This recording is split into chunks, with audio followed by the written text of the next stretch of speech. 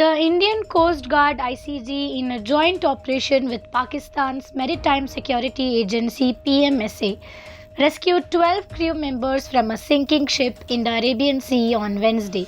The vessel MSV Al Piranpir sank outside Indian waters within Pakistan's search and rescue zone due to rough seas and flooding while returning to Porbandar from Iran.